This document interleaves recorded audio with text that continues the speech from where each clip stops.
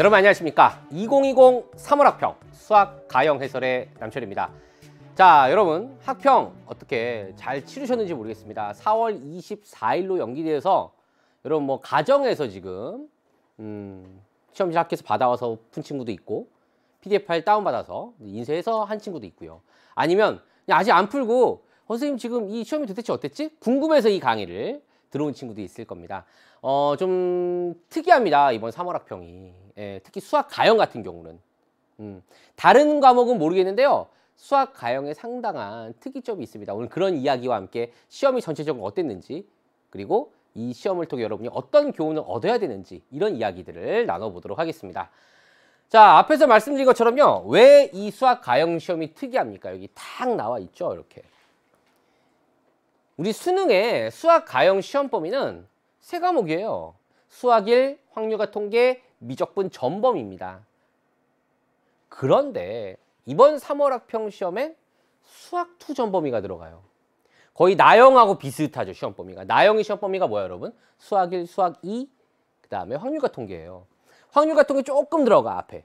수열에 극한 미적분 한 2문제, 등비수열에 극한 앞부분까지, 그 전까지.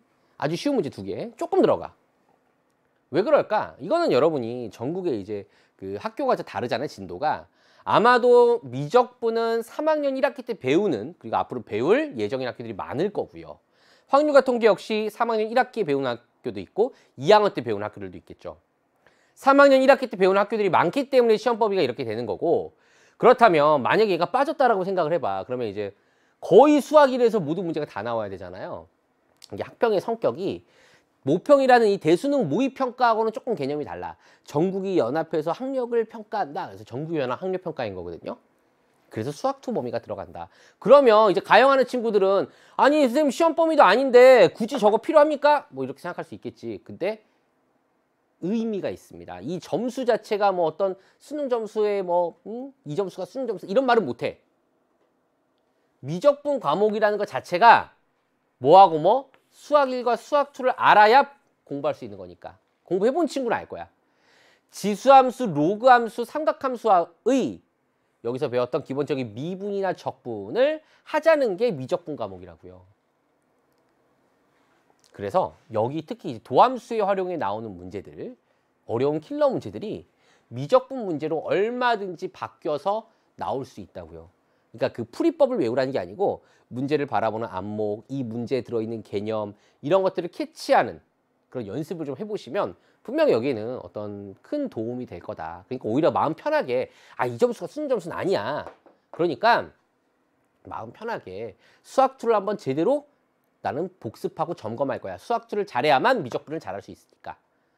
그런 생각으로 여러분이 시험에 임해줬으면 좋겠고요. 일단은 전체적인 느낌은요.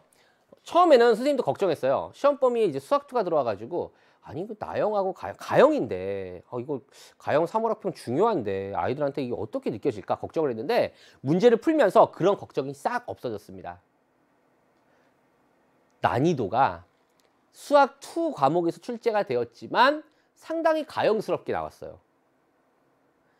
나형도 수학 2가 있잖아요. 달라.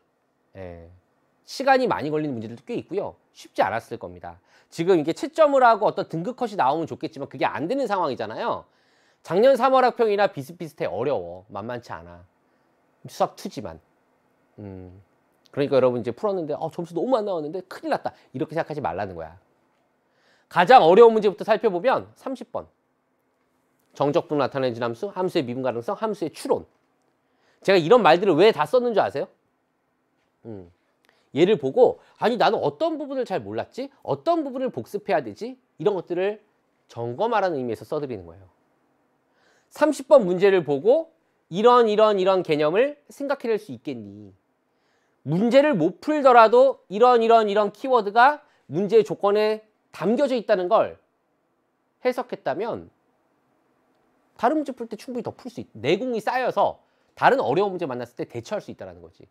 여기서는 지금 4차 함수, 3차 함수 다 다항함수야. 다항함수. 하지만 미적분에선 지수로그 삼각함수를 얼마든지 바꿔서 30번 문제 아이디어 출제될 수 있습니다. 어렵습니다. 30번 문제. 분명히 나올 수 있다. 자, 미분 가능성, 접선 이런 것도 다 마찬가지예요. 그 다음에 이제 21번 객관식에서 가장 어려운 걸 두 번째로 어려운 걸로 제가 꼽아봤고요. 은근히 28번이 쉽지 않아. 이 그래프. 이게 그래프를 그려가지고 주기를 판단만 잘했으면 되는데 오히려 29번이 쉬워요. 몇 개를 대입해서 어떻게 하면 얘를 일반화해서 개수를 셀 수 있을까? 그런 이야기들 나오는데요. 오히려 28번과 20번이 29번보다 더 어렵게 느껴질 친구들도 있을 겁니다. 크게 이 5문제가 거의 킬러 문제라고, 여기 이제 킬러 문제, 여기가 이제 준 킬러 문제라고 생각하시면 되고요. 뭐 2번이랑 13번은 비슷한 2, 3점. 뭐 이런 식으로 제가 강의 중에 하나하나 개념 설명이 필요한 부분들은 상당히 디테일하게 선생님 지금까지 뭐 학평이나 모평 해설을 해봤지만 이번엔 특히 더 디테일하게 여러분께 강의를 준비했어요. 수학도 제대로 복습하라고. 그러니까 강의 활용 잘 하시면 될 것 같아요. 특히 이 부분, 여기 있는 문제들은 오랫동안 좀 생각을 해보고 못 풀더라도 해설 강의를 반드시 비교해서 여러분 것을 만들었으면 좋겠습니다. 자, 결론 내리면 이번 3월 학평 수학2가 나왔다고 해서 수학 가형하는 친구들 무시하지 마라. 상당히 가형스럽게 나왔다. 비록 수학2와 수학1, 확통 앞부분, 미적분 앞부분 실제 수능 범위와 맞진 않지만 문제 구조 자체가 상당히 수학 가형의 수능의 형태와 비슷하게 나왔으니까 시간 안배 연습하시고 실전의 경험을 쌓아야 된다는 거죠. 그래서 마지막 마무리 말로 선생님 좋아하는 얘기입니다. 이게 예전에 제가 했던 얘기 같은데 선생님 출신 고등학교에 배구부가 있었거든요. 체육관에 딱 이렇게 써 있어. 연습은 실전처럼 하고 실전은 연습처럼 해라. 지금 여러분 학평 연습입니다. 하지만 수능이라는 생각으로 혹시라도 지금 문제 안 풀어보고 해설 강의부터 듣겠다. 절대 안 돼요.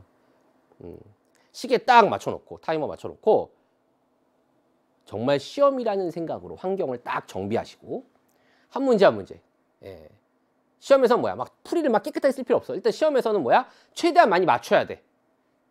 그 다음에 그 100분간의 시험 후에 하나하나의 과정들을 복기하시기 바랍니다. 해설 강의와 함께. 그럼 분명히 얻어가는 바가 있을 겁니다. 좋습니다. 건강관리 잘 하시고요. 여러분 1부 해설 강의에서 뵙도록 하겠습니다. 고생 많이 하셨습니다. 감사합니다.